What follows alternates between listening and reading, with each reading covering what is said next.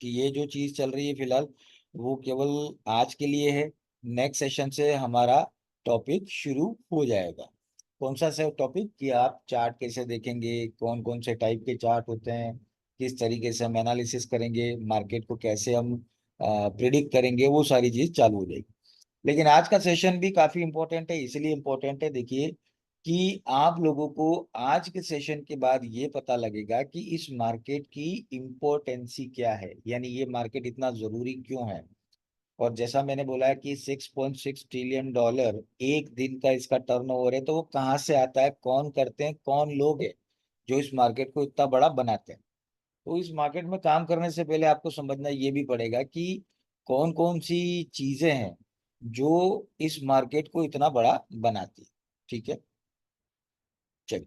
तो बात करते हैं, शुरुआत करते हैं सेशन की। सबसे पहले बात कर लेते हैं कि कौन कौन से पार्टिसिपेंट है। उसमें जो सबसे पहले नंबर के पार्टिसिपेंट है उसको हम कहते हैं द सुपर बैंक। ठीक है, द सुपर बैंक का मतलब है कि वो बैंक्स जो सबसे बड़े बैंक है, जिनका वर्ल्ड में बहुत सारी कंट्रीज में अपना बिजनेस है, वो बैंक जो एक तरीके से हम कह सकते हैं कि वर्ल्ड के टॉप 50 बैंक्स में से आते हैं, उनको हम सुपर बैंक्स कहते हैं। अब आपके दिमाग में ये प्रश्न आएगा कि सर ये सुपर बैंक का काम क्या है इस मार्केट में।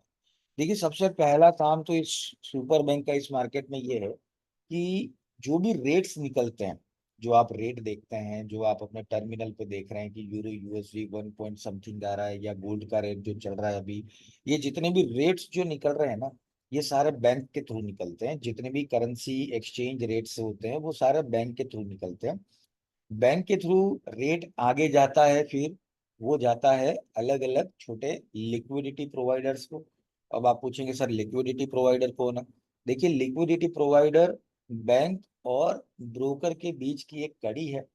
जो लिक्विडिटी प्रोवाइडर होते हैं वो एक तरीके से लिक्विड प्रोवाइड करते हैं, लिक्विडिटी प्रोवाइड करते हैं। उनका काम होता है कि ब्रोकर्स को वो जो फीड्स आ रही है, मतलब प्राइस आ रही है, उसमें मार्कअप करके वो ब्रोकर को देते हैं। और ब्रोकर जो होता है फिर उसमें मार्कअप लगा के वो आप तक पहुंचाता है, मतलब टर्मिनल के थ्रू हम तक पहुंचता है। ठीक है, तो ये पूरी एक चेन है, जो एक तरीके से हायरार्की भी इसको कह सकते हैं फॉरेक्स मार्केट की। आते हैं वापस से टॉपिक पर कि सुपर बैंक का क्या काम है। सुपर बैंक जो होता है, सबसे पहला तो जितने भी रेट्स होते हैं वो वहीं से निकलते हैं। क्योंकि मैंने आपको पहले ही बताया था प्रीवियस सेशन में कि ये मार्केट जो है वो ओवर द काउंटर मार्केट है, इसको डिसेंट्रलाइज मार्केट कहा जाता है। तो डिसेंट्रलाइज मार्केट में कोई सिंगल एक्सचेंज से रेट्स नहीं आती है। जो रेट्स होती है वो बैंक के थ्रू आती है। तो उसमें इन बैंकों का सबसे बड़ा रोल है। ठीक है, चलिए। तो पहला तो हो गया रीजन की रेट्स जो आती है वो बैंक के थ्रू आती है। अब बात करते हैं कि दूसरा और कहाँ पर इनका योगदान है।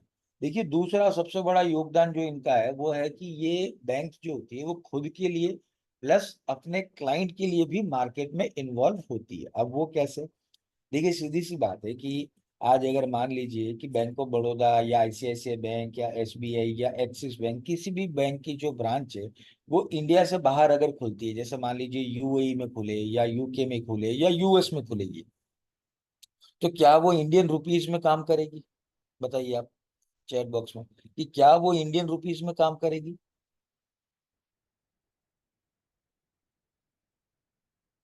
नहीं करेगी, बिल्कुल नहीं करेगी।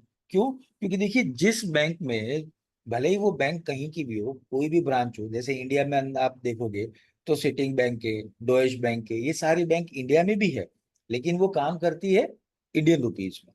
जब आप वहां पे काम करेंगे या वहां पे आप अपना अकाउंट ओपन करेंगे या उसमें डिपॉजिट विड्रॉल करेंगे तो वो इंडियन रुपीज में ही काम करती है। तो यहाँ की भी जितनी भी बैंक से अगर वो बाहर खुलती है या बाहर अपनी ब्रांच को ओपन करती है तो वो फॉरेक्स में ही काम करेगी, मतलब उस पर्टिकुलर कंट्री की करेंसी में काम करेगी। अब सीधी सी बात है, जितने भी इंडियंस जो बिजनेसमैन है जो अपना इंपोर्ट एक्सपोर्ट का बिजनेस करते हैं और प्रिफर करते हैं कि देखिए उनका अकाउंट अगर यहाँ पे एसबीआई में है, तो वो ये सोचते हैं कि चलो मेरा यूएस में अगर बिजनेस है तो मैं यूएस में भी एसबीआई बैंक में अकाउंट खोल देता हूँ ताकि मुझे पेमेंट को भेजने में कोई प्रॉब्लम ना आए बिजनेस में।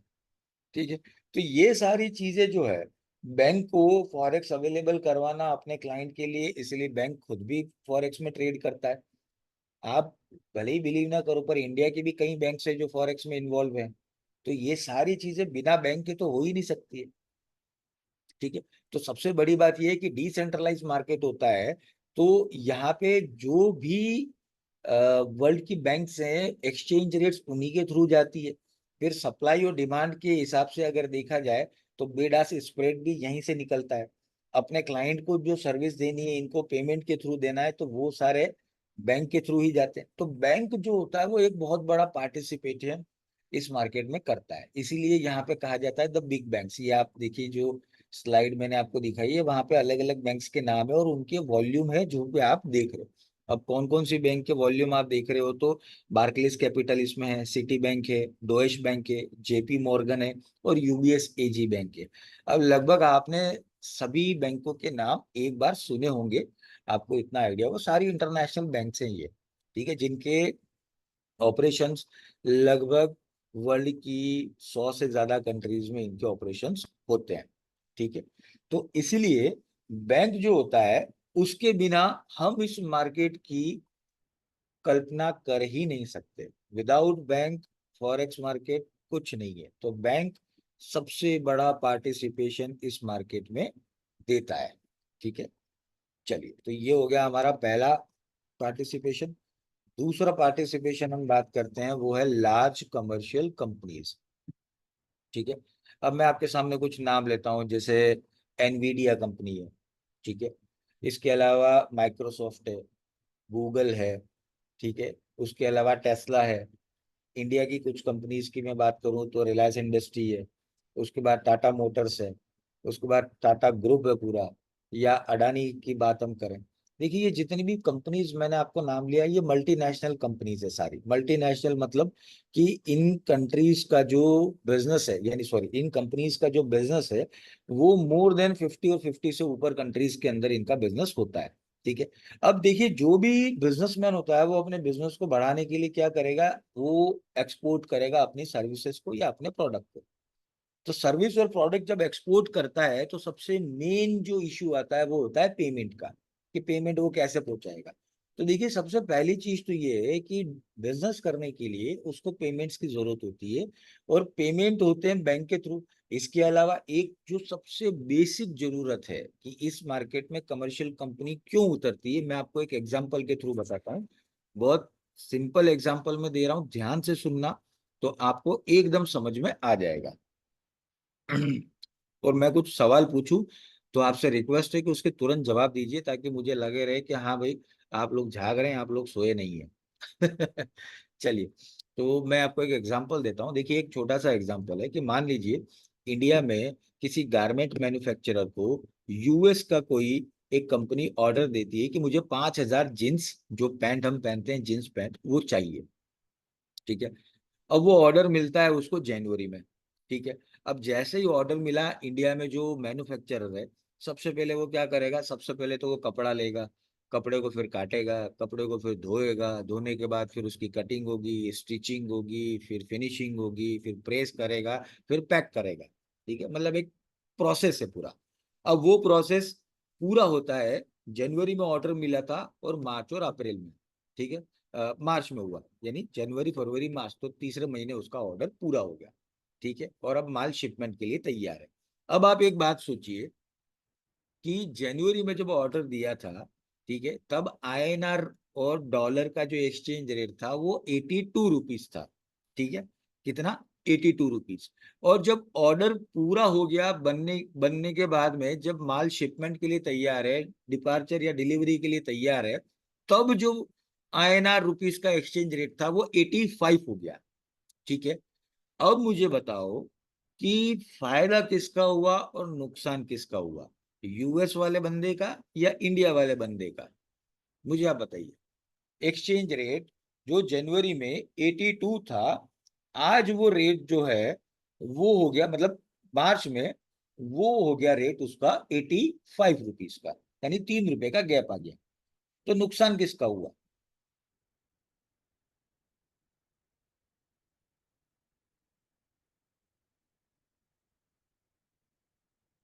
चलिए, कुछ आ रहे हैं आंसर, और भी दीजिए, मेरे को उम्मीद है और लेंगे।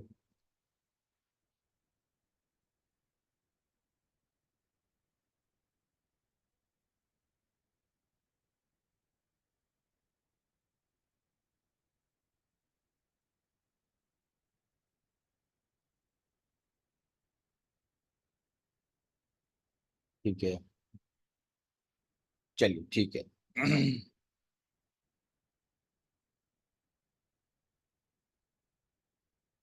ठीक है, चलिए, थैंक यू वेरी मच। काफी, ये जापान कहाँ से आ गया भैया?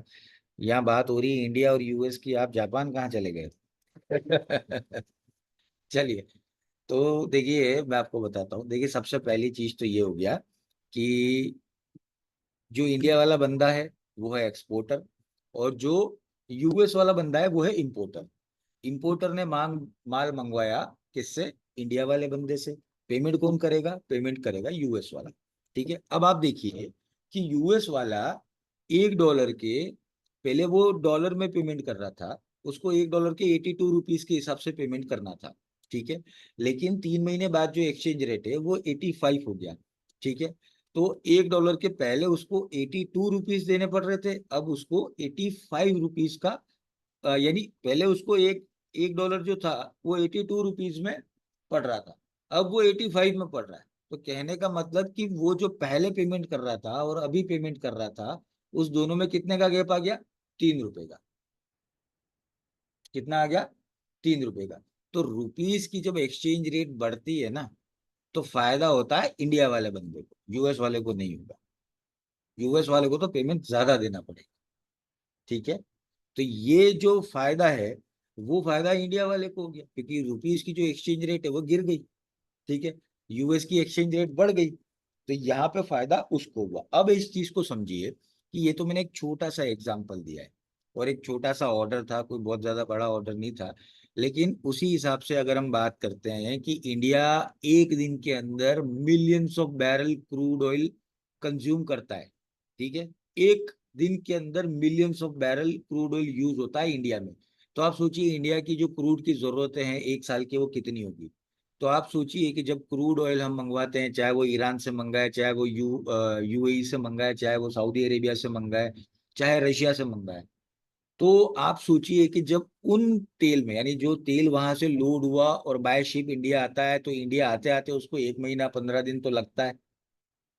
उसके बाद वो अनलोड होगा और वहां तक जाएगा। कुल मिला के जो क्रूड होता है वो 1.5 से 2 महीने के अंदर वो पहुंचता है। तो अगर इस हिसाब से देखा जाए तो 50 पैसे, 25 पैसे, 10 पैसे का भी जो फर्क है ना, जब वो बिल होता है करोड़ों अरबों में, तो वो 10 पैसे का फर्क भी बहुत बड़ा फर्क बनता है। तो क्या इसको फॉरेक्स में हम कैसे यानी क्या कहते हैं, कनेक्ट करेंगे? देखिए, सीधी सी बात है, पेमेंट किसको देना है, टेंशन उसकी होती है। अब जैसे हम, मैंने जो आपको एग्जांपल दिया, मैं उसी चीज की बात करता हूँ कि मान लीजिए यूएस वाला जो बंदा था, अगर वो जैसे ही ऑर्डर देता तो डॉलर रुपीस के पेयर को बाय कर लेता। ठीक है, अब डॉलर बढ़े या घटे, उसको वहां पे नुकसान होगा तो यहाँ फायदा होगा, और यहाँ फायदा होगा तो वहां नुकसान होगा। तो उसने क्या किया? उसने प्राइस को हेज कर लिया। समझे आप? उसने क्या किया? प्राइस को हेज कर लिया। अब जैसे ही उसका वहां पे 2 रुपए का प्रॉफिट होगा, जैसे ही यहाँ पे वो पैसा देगा, वो अपनी पोजीशन को कर देगा क्लोज, वहां से प्रॉफिट उठाएगा, यहाँ से लॉस वो बुक कर देगा, क्योंकि एक्सचेंज रेट का जो नुकसान उसको हो रहा है उसका फायदा उसने ले लिया ट्रेड से। और अगर एक्सचेंज रेट में उसको फायदा होता तो ट्रेड में नुकसान होता। तो दोनों चीजों को वो मर्ज कर लेगा, उसको कोई नुकसान नहीं हुआ ओवरऑल, और इस तरीके से वो बच जाएगा। तो इस तरीके से जितनी भी कंपनीज है, मैं तो ये केवल आपको गारमेंट का एग्जांपल दिया, चाहे वो सॉफ्टवेयर कंपनी हो, चाहे वो मैन्युफैक्चरिंग कंपनी हो, चाहे वो पेट्रोलियम केमिकल की फैक्ट्री हो, कोई भी फैक्ट्री हो, कोई भी इंडस्ट्री हो, अपने इंपोर्ट एक्सपोर्ट को वो इसी तरीके से काम में लेते हैं, ताकि एक्सचेंज रेट का होने वाला कोई भी फ्लक्चुएशन है उससे उनको कोई बात, कोई भी प्रॉब्लम डिस्कस ना हो, मतलब उसको कोई भी प्रॉब्लम ना आए। ठीक है, एक सिंपल सा गणित है। अगर वो डॉलर रुपीस के पेयर को बाय कर लेता है, जैसे मान लीजिए 83 में किया, जैसे मैंने आपको यहाँ पे बताया कि जनवरी में 83 था और यहाँ पे 85 हो गया। अब अगर वो वहां पे डॉलर रुपीस के पेयर को बाय कर लेता, तो वहां उसको फायदा होता, और यहाँ पे उसको ज्यादा पेमेंट किया, उसका उसको नुकसान हुआ, तो बात बराबर ही हो गई। उतना फायदा वहां हुआ, इतना नुकसान यहाँ हुआ, दोनों का प्लस माइनस बराबर। ठीक है, उम्मीद करता हूं आपको पॉइंट समझ में आ गया होगा कि 3 रुपए का जो एक्सचेंज रेट में उसको नुकसान हुआ, तो वहां पे वो बाय कर रहा है, तो वहां उसको फायदा हो गया। तो वहां का फायदा और यहाँ का नुकसान प्लस माइनस बराबर, इस तरीके से। तो ऐसे ही यानी जितने का ऑर्डर हो, जैसे ऑर्डर की वैल्यू कितनी, मान लो चलो $1 लाख, ठीक है, तो $1 लाख तक का वो लॉट वहां पे बाय कर लेगा, तो वहां बाय करेगा तो वहां उसको हो गया फायदा।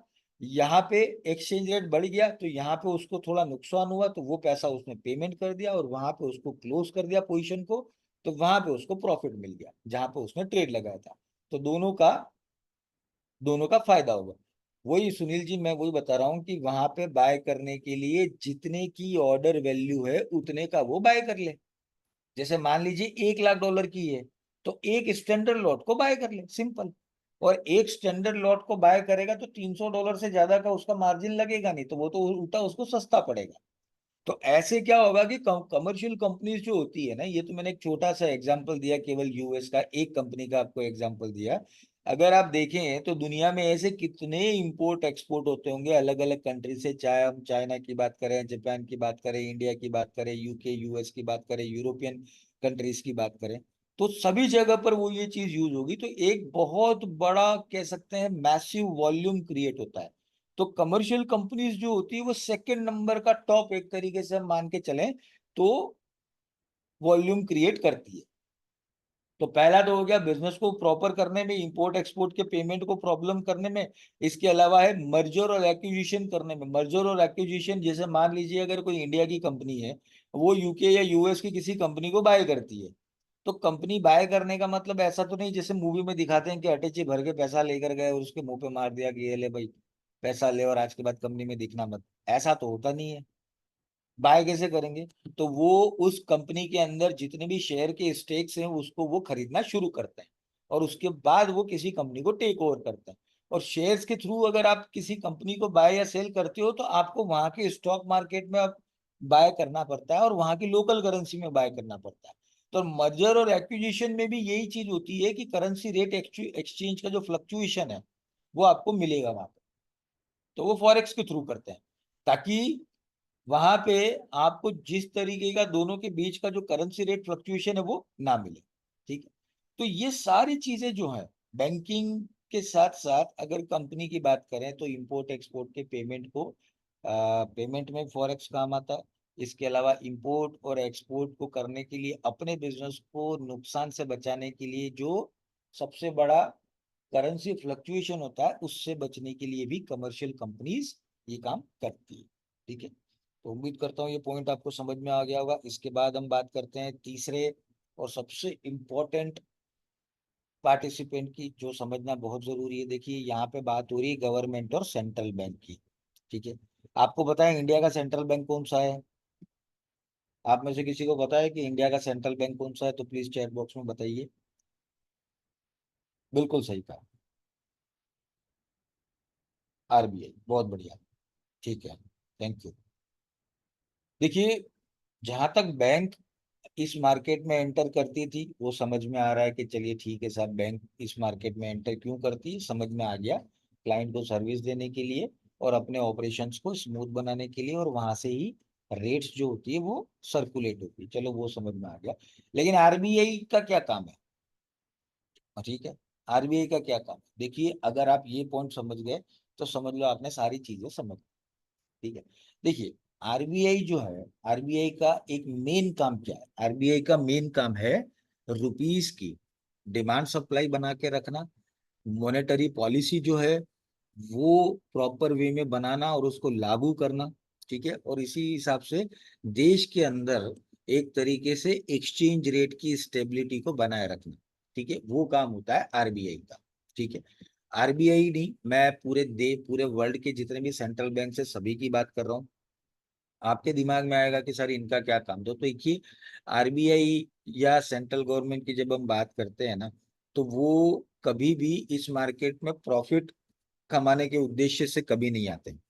इस मार्केट में वो एंट्री कब लेंगे? तो देखिए इस मार्केट में वो एंट्री तब लेंगे to regain price stability on exchange rate, यानी एक्सचेंज रेट जो होती है उसकी प्राइस की स्टेबिलिटी को बनाए रखने के लिए। मतलब कि जैसे आज एक छोटी सी बात मैं आपको बताता हूँ कि मान लीजिए आज डॉलर रुपीस का जो एक्सचेंज रेट है वो 84 रुपीस है। ठीक है। मतलब $1 में 84 रुपीस आते हैं।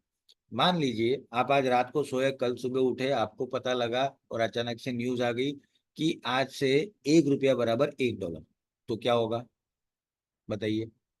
उसका फर्क इंडिया पे क्या होगा? अगर इंडिया पे देखें तो क्या होगा कि हमारे इंपोर्ट जो है वो सस्ते हो जाएंगे। क्यों? क्योंकि देखिए अभी क्या होता है कि हम क्रूड ऑयल खरीदते हैं, तो क्रूड ऑयल में 1 डॉलर पे हमको 85 रुपीज देने पड़ते हैं, ठीक है, या 84 रुपीज देने पड़ते हैं। लेकिन जब 1 डॉलर बराबर 1 रुपया हो जाएगा तो क्या होगा, हमारा 85 की जगह हमको 1 रुपया 1 डॉलर, यानी हमको अब 1 डॉलर के हिसाब से 1 रुपया ही देना है। तो हमारे इंपोर्ट जितने हैं वो सस्ते हो जाएंगे, ठीक है। लेकिन हमारे जितने भी एक्सपोर्ट है वो सारे महंगे हो जाएंगे। कैसे? कि पहले अभी वो 1 डॉलर देते हैं तो 85 रुपीज तक का उनको माल मिल जाता है इंडिया के हिसाब से। अब 1 डॉलर पे उनको 1 रुपए की वैल्यू का ही माल मिलेगा, तो हमारे इंपोर्ट जो होंगे ना वो तो बढ़ जाएंगे क्योंकि माल सस्ता मिलने लग गया तो हम खरीदेंगे। लेकिन हमारे एक्सपोर्ट जो है, हमारी एक्सपोर्ट की जितनी भी कंपनियां हैं वो सारी नुकसान में आ जाएगी, क्योंकि फिर इंडिया से कोई माल नहीं खरीदेगा। इंडिया से माल खरीदने के बदले वो चले जाएंगे जापान, चाइना, फिलीपींस, इंडोनेशिया, ऐसी कंट्री जो कंपेयर टू इंडिया सस्ती पड़ेगी उनको, ठीक है। तो मेरा यहाँ पे इस बात को कहने का मतलब ये है कि प्राइस बहुत ज्यादा अगर किसी कंट्री की करेंसी का एक्सचेंज रेट बढ़ जाए तो भी नुकसान है, और बहुत ज्यादा किसी कंट्री की करेंसी का एक्सचेंज रेट घट जाए तो भी नुकसान है।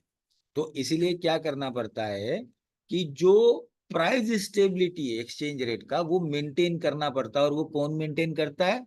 रिजर्व बैंक ऑफ इंडिया, ठीक है, या किसी भी कंट्री का सेंट्रल बैंक, वो उसको मेंटेन करके रखता है कि बहुत ज्यादा कम हो जाएगा तो भी दिक्कत है, बहुत ज्यादा ज्यादा हो जाएगा तो भी दिक्कत है, ठीक है।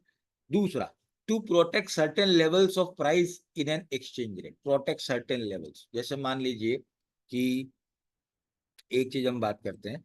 सबसे पहली चीज जो होती है वो सबसे बड़ा पॉइंट ये है कि अगर एक एक्सचेंज रेट के अपन ने ये मान के चलिए कि कोई एक लेवल बना दिया कि हाँ, डॉलर है वो 80 से नीचे नहीं जाना चाहिए और 85 से ऊपर नहीं जाना चाहिए, ठीक है। ये कई कंट्रीज ने एक लेवल ऐसे सेट कर रखे हैं, ठीक है। तो ऐसी सिचुएशन में क्या होता है कि जैसे मान लीजिए 80 चला गया, ठीक है, और उसके नीचे जाने के चांसेस लग रहे हैं, तो तुरंत उस कंट्री की सेंट्रल बैंक क्या करेगी, वो अपने रुपीस को बाय करना शुरू कर देगी। जैसे ही बाय करेगी तो 80 से उसका प्राइस बढ़ना लग जाएगा, क्योंकि डिमांड जो है उसकी वो बढ़ जाएगी, सप्लाई है वो कम हो जाएगी, तो इसलिए उसका रेट बढ़ने लगेगा। और जैसे ही अगर 85 हो जाएगा, ठीक है, तो सेंट्रल बैंक क्या करेगी, तुरंत अपने करेंसी को बेचना शुरू कर देगी, जिससे क्या होगा, सप्लाई मार्केट में ज्यादा हो जाएगी, डिमांड कम हो जाएगी, जिससे कि उसका प्राइस वापस से गिर के 85 से 82 83 के आसपास आ जाएगा, ठीक है, ताकि वो अपने एक्सचेंज रेट के लेवल्स को मेंटेन कर सके। इसके बाद है when economic goals need to be achieve, जैसे कौन कौन से इकोनॉमिक गोल्स है जो सबसे इंपॉर्टेंट होते हैं, तो देखिए पहला है इन्फ्लेशन, दूसरा है ग्रोथ, ये बहुत ही इंपॉर्टेंट पार्ट है। अब इन्फ्लेशन अगर हम बात करते हैं तो इन्फ्लेशन मतलब उसका होता है महंगाई, ठीक है।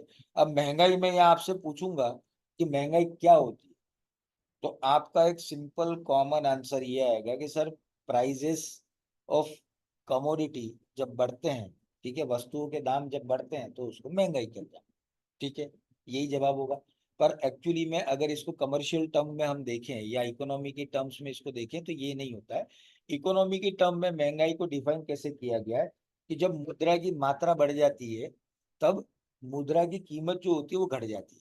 मतलब कि ये है कि the circulation of money is rise, यानी मनी सर्कुलेशन जब बढ़ता है, ठीक है, तो वैल्यू ऑफ मनी जो होती है वो गिर जाती है। जैसे मैं आपको एक छोटा सा एग्जांपल देता हूँ कि हम एक छोटा सा बॉल पेन जो लेते हैं वो 2 रुपए का आता है, ठीक है, जिसकी एक नॉर्मल सी बॉडी होती है और उसको आप पकड़ के लिखते हो, 2 रुपए का पेन आता है। अब वो 2 रुपए का पेन आज से 10 साल पहले भी 2 रुपए का ही था, ठीक है। सॉरी, 2 रुपए का जो पेन आज मिल रहा है वो 10 साल पहले 1 रुपए का था। तब उसकी बॉडी सेम थी, उसके अंदर जो यूज किया जाने वाला रॉ मटेरियल था तब भी वही था, लेकिन तब वो 2 रुपए की जगह 1 रुपए मिलता था, आज 2 रुपए मिल रहा है। क्यों? क्योंकि अगर हम देखते हैं महंगाई के कारण क्या होता है कि जो रुपीस की वैल्यू है वो गिर रही है। तो पहले आपको 1 रुपए की वैल्यू में वो मिलता था, अब आपको 2 रुपए देने पड़ेंगे तब आपको वो बिल मिलेगा, तो वैल्यू ऑफ मनी जो होती है वो डिक्रीज होती है। वैल्यू ऑफ मनी जो होती है वो डिक्रीज होती है। जैसे आपने थोड़ा मैं डिटेल में जाता हूँ, आपको और ज्यादा मजा आएगा। आपको ध्यान होगा जब कोरोना आया था, कोरोना आने के बाद में आपने सुना होगा, पेपर में पढ़ा होगा कि हर जगह महंगाई बढ़ गई थी, जब मार्केट वापस से लॉकडाउन के बाद खुलने लगे थे तब। ठीक है। तो इंडिया में तो उतनी नहीं थी, लेकिन फिर भी यूएस में, यूके में, ऑस्ट्रेलिया में, जर्मनी में, बाकी सब जगह बहुत ज्यादा महंगाई बढ़ी। अब वो बहुत ज्यादा महंगाई बढ़ने का कारण क्या था? तो देखिए, जितनी भी सरकारें थी जो फॉरेन की थी, उन्होंने क्या किया, डायरेक्ट अपने जो वहां के लोग थे, जो उनके नागरिक थे, उनके बैंकों में पैसा देने लगे। इंडिया में अलग तरीके से पैकेज दिया गया था। इंडिया में जितने भी जो लोअर क्लास लोग थे, जो जिनके पास में राशन कार्ड और ऐसी फैसिलिटी थी, वहां पे उनको राशन दिया गया था, पैसा किसी को नहीं बांटा था। लेकिन फॉरेन में सबको पैसा बांटा था। तो जैसे ही मार्केट खुला, लोगों ने वो पैसा खर्च करना शुरू कर दिया। तो जैसे ही पैसा खर्च करना शुरू हुआ, तो लार्ज नंबर ऑफ क्वांटिटी में पैसा मार्केट में सर्कुलेट होने लगा, जिससे क्या हुआ कि जितनी भी चीजें थी, उनकी जो प्रोडक्शन सप्लाई थी वो कम हो गई, और माल के ऊपर जो महंगाई है वो बढ़ने लग गई, क्योंकि मार्केट में बहुत एक्स्ट्रा पैसा आ गया था। अब जब बहुत एक्स्ट्रा पैसा मार्केट में आ जाता है, तो उसको हटाएं कैसे? तब काम आता है आपका सेंट्रल बैंक। सेंट्रल बैंक का काम क्या होता है? मैंने पहले ही कहा, मॉनेटरी पॉलिसी बनाना। अब वो मॉनेटरी पॉलिसी बनाते हैं। अब मॉनेटरी पॉलिसी में क्या करते हैं वो? मॉनेटरी पॉलिसी में सबसे बड़ी चीज वो क्या करेंगे, तो जितने भी लोन होते हैं ना, वो सारे महंगे कर देंगे। जैसे आपका हाउस लोन हो गया, ठीक है, उसके बाद में जैसे आपका एजुकेशन लोन हो गया, जैसे आपका पर्सनल लोन हो गया, या कोई दूसरे तरीके का लोन, सब महंगा कर देंगे। अब महंगा करने से क्या होगा? देखिए, महंगा करने से ये होगा कि अगर आपका प्लान चल रहा है कि मैं आने वाले टाइम में घर बना लूं, गाड़ी खरीद लूं, या मेरे बच्चे को मैं फॉरेन में एडमिशन करा दूं, तो वो आप पोस्टपोन कर दोगे कि नहीं यार, अभी रेट ऑफ इंटरेस्ट बहुत ज्यादा है, एक काम करते हैं 6 महीने बाद हम देखेंगे। ठीक है। तो पहली चीज तो वो होती है। दूसरा क्या करते हैं, जितने भी डिपॉजिट्स होते हैं उसके ऊपर इंटरेस्ट रेट वो बढ़ा देते हैं। ठीक है। डिपॉजिट्स का मतलब क्या होता है? तो जैसे आप आरडी, यानी रिकरिंग डिपॉजिट होती है, जैसे एफडी, फिक्स डिपॉजिट होती है, ठीक है, वो सारी चीजें सरकार बढ़ा देती है। तो आप क्या सोचते हो कि चलो पैसा घर में पड़ा हुआ है, इससे बढ़िया हम एक काम करते हैं, पैसे को बैंक में डाल देते हैं, वहां पड़ा रहेगा, तो कम से कम 4%, 6% हमको इंटरेस्ट मिलेगा ईयरली। ठीक है। तो जितनी भी बैंक्स होती है वो क्या करती है, मार्केट से एक्स्ट्रा पैसा खींचने का ट्राई करती है।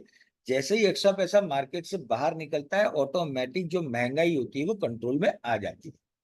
तो ये काम फॉरेक्स से रिलेटेड कैसे है, मैं वो आपको बताता हूँ। देखिए, जब इंटरेस्ट रेट की बात होती है, तो मैंने आपको बताया था पहले कि हर कंट्री की करेंसी के ऊपर एक इंटरेस्ट रेट होता है।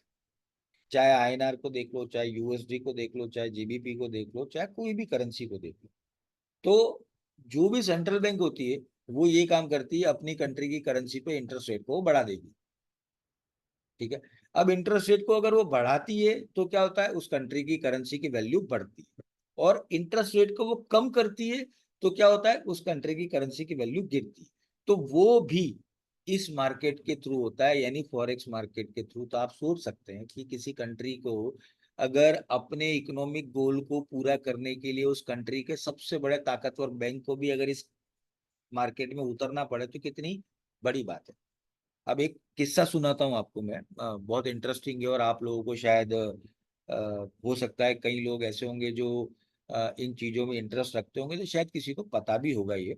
अगर किसी को पता है तो मुझे चैट बॉक्स में जरूर बताना ये किस्सा सुनने के बाद। 2012-13 की बात है, जब हम जो क्रूड ऑयल खरीदते थे वो ईरान से खरीदते थे। अब ईरान से खरीदते थे, ईरान से जैसे ही माल आता था, यार क्रूड ऑयल आता था, 3 से 6 महीने की हमारी पेमेंट साइकिल होती थी, उसके बाद उसको पेमेंट किया जाता था, और ये बात फिक्स थी। अब सीधी सी बात है कि 2012-13 में ये हुआ कि क्रूड ऑयल की पेमेंट साइकिल पूरी हो गई थी, और इंडिया को, ईरान को एक बहुत बड़ा पेमेंट देना था। ठीक है, देना था। अब आप सोचिए कि जब ये पेमेंट सारा देना था, उसी टाइम पे अचानक से डॉलर रुपीस का जो एक्सचेंज रेट है वो 75 रुपीस पहुंच गया था। देखिए, मैं ये बात कर रहा हूँ 2012-13 की, तो आज आपको लग रहा होगा कि हाँ 75 तो कम ही है ना, लेकिन उस टाइम पे उसने नया रिकॉर्ड बनाया था 75 रुपीस का। अब इंडिया की जो रिजर्व बैंक है वो टेंशन में आ गई थी, क्योंकि एक महीना पहले ही वो एक्सचेंज रेट था 71 से 72 के बीच में। अब आरबीआई को ये लगा कि देखिए, अगर हम 75 के हिसाब से पेमेंट करते हैं तो इंडिया का जो फॉरेन एक्सचेंज रिजर्व है वो बहुत ज्यादा गिर जाएगा, क्योंकि 3 रुपए का गैप भी बहुत ज्यादा मायना रखता है अरबों डॉलर की पेमेंट में। ठीक है। तो वैसी सिचुएशन में आरबीआई ने क्या किया, आरबीआई ने रुपीस और डॉलर में रुपीस को बाय किया, डॉलर को सेल किया। ठीक है, फॉरेक्स मार्केट में। और क्या किया, जैसे ही ये ट्रांजेक्शन हुआ, रुपीस को बाय किया और डॉलर को सेल किया, रुपीस को बड़े क्वांटिटी में जब आप बाय करेंगे तो क्या होगा, रुपीस की डिमांड बढ़ेगी, सप्लाई कम हो जाएगी। और डॉलर को बड़ी क्वांटिटी में जब आप सेल करेंगे तो क्या होगा, डॉलर की डिमांड जो है वो कम हो जाएगी और सप्लाई बढ़ जाएगी, जिसके कारण रुपीस जो था वो 75 से 73 तक आ गया। यानी 75 से 73 आ गया, रुपीस की वैल्यू बढ़ गई। उसके बाद आरबीआई ने पेमेंट किया ईरान को, 2 रुपया लगभग इंडिया का सेव हो गया, 2 रुपए जितना एक्सचेंज रेट के हिसाब से फॉरेन एक्सचेंज रिजर्व कम देना पड़ा, क्योंकि वो पेमेंट जो है वो रुपीस में नहीं डॉलर में करना पड़ता था। तो इसीलिए ये प्रॉब्लम इंडिया को आई थी। और ये बिल्कुल रियल एग्जाम्पल है। आप में से कोई चाहे गूगल पे सर्च करना तो इसको सर्च भी कर सकता है, और किसी को अगर पता हो जो इन सब चीजों से जुड़ा हो और उसको ध्यान हो तो मुझे चैट बॉक्स में जरूर बताएं कि हाँ सर, ऐसा मुझे सुना था, मैंने पढ़ा था या मुझे ध्यान था, तो मुझे भी आइडिया लगे कि आप लोग भी इन चीजों में इंटरेस्ट लेते हो। ठीक है, तो ये एक सिंपल इंफॉर्मेशन है, पर ये बताने का जो मेरा सेंस है वो ये है कि आप देखिए कि इस मार्केट की कितनी बड़ी रेपुटेशन है, या इस मार्केट की कितनी बड़ी इंपॉर्टेंस है कि किसी कंट्री को अपने इकोनॉमिक गोल पूरा करने के लिए भी फॉरेक्स मार्केट का सहारा लेना पड़ता है।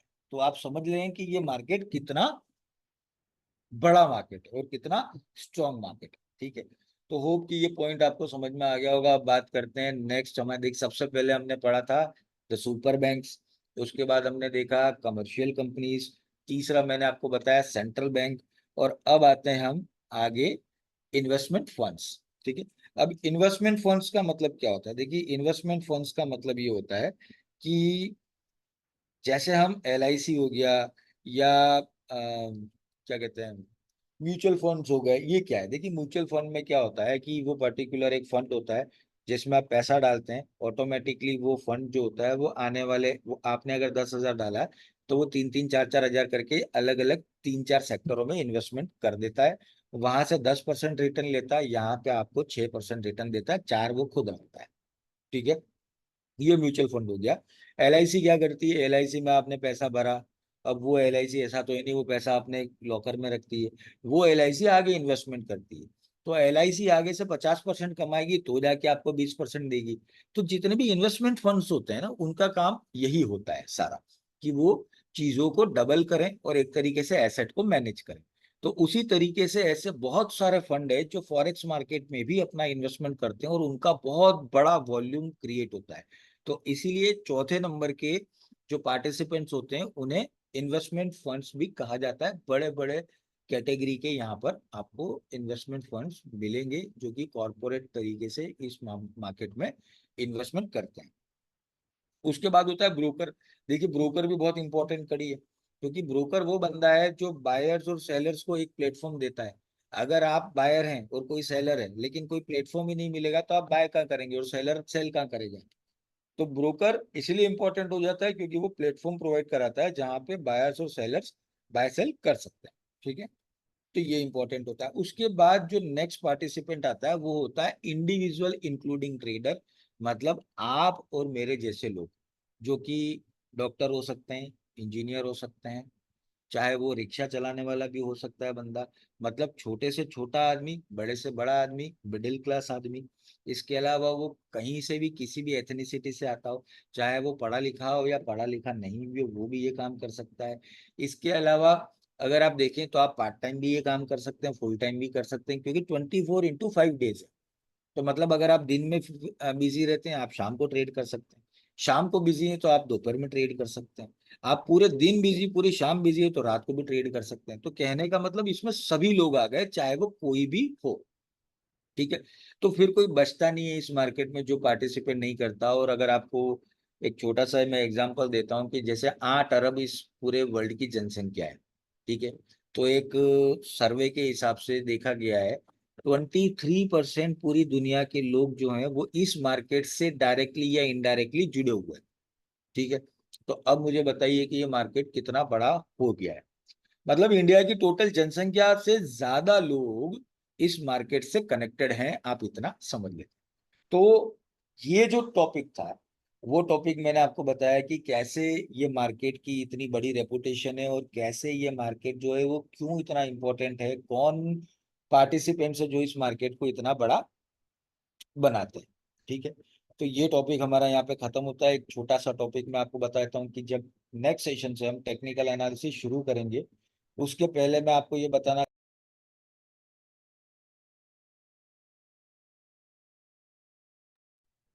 टेक्निकल एनालिसिस शुरू करेंगे उसके पहले मैं आपको ये बताना चाह रहा हूँ कि कौन कौन सी एनालिसिस होती है और थोड़ा सा उसका ब्रीफ देना चाहता हूँ।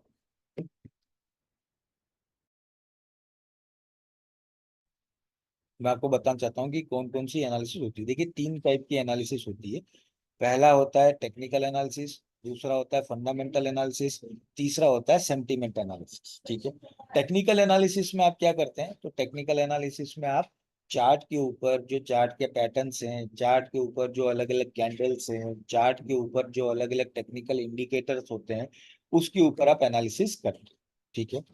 तो ये एनालिसिस जो होती है वो पूरी तरीके से पास्ट प्राइस के बेस पर फ्यूचर प्राइस क्या हो सकती है उसके ऊपर होता है। तो एक तरीके से ये या तो पैटर्न बेस हो सकती है या मैथमेटिकल बेस हो सकती है, ठीक है।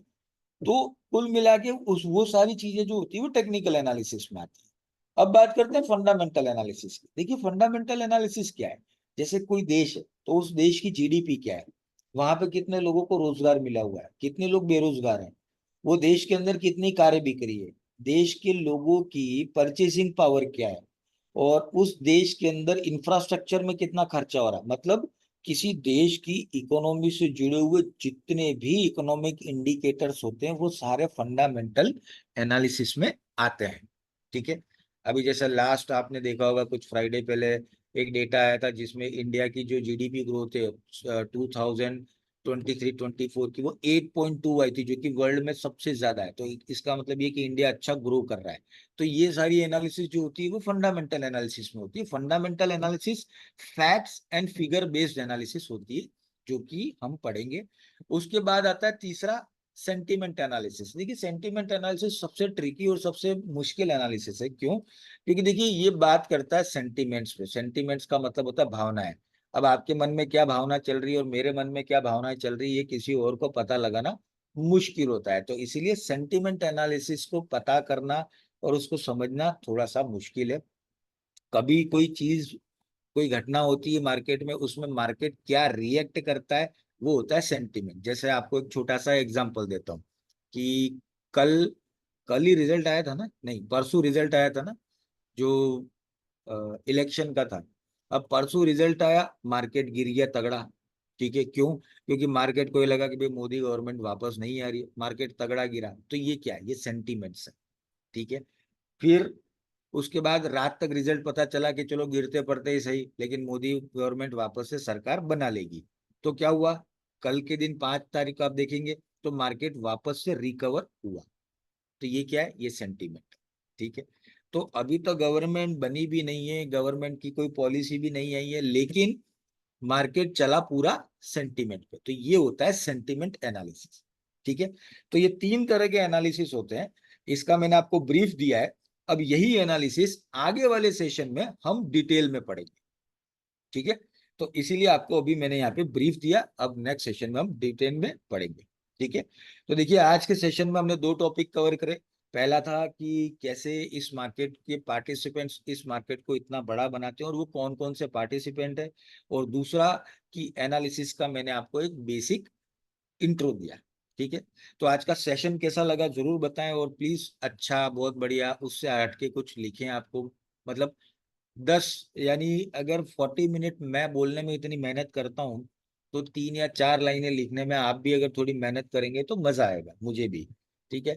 तो चाहता हूं कि आपको जैसा भी सेशन लगा हो, आप पूरी ईमानदारी से उसका रिव्यू करें जरूर, और कोई क्वेश्चन है तो आप पूछ सकते हैं। मैं 1 मिनट का ब्रेक ले रहा हूँ। Thank you very much.